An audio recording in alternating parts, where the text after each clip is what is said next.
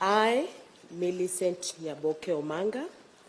being appointed a Chief Administrative Secretary in the Government of Kenya, do swear that I will at all times be faithful to the Republic of Kenya and that I will obey, respect, and uphold this Constitution of Kenya and all other laws of the Republic, that I will well and truly serve the people and the Republic of Kenya in the office of the Chief Administrative Secretary, that I undertake to hold my office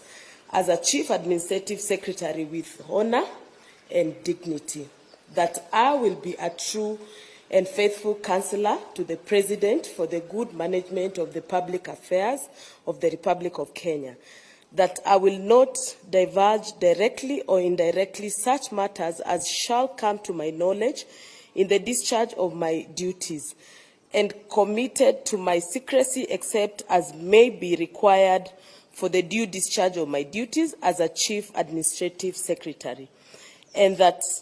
I will perform the functions of my office conscientiously and to the best of my ability. So help me God. I, Dennis Njue Tumbi, being appointed a Chief Administrative Secretary in the Government of Kenya, do swear that I will at all times be faithful to the Republic of Kenya, that I will obey, respect, and uphold this Constitution of Kenya and all other laws of the Republic,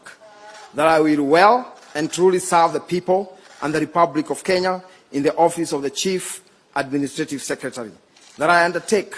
to hold my office as Chief Administrative Secretary with honor and dignity.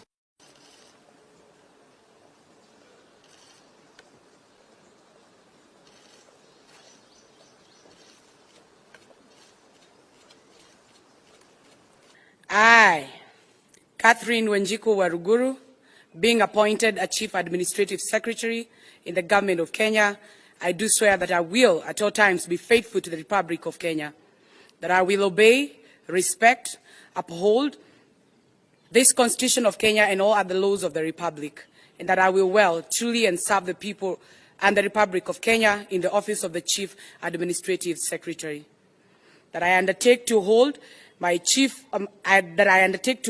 office as a Chief Administrative Secretary with honor and dignity, and that I will be true and faithful counselor to the President for the good management of the public affairs of the Republic of Kenya,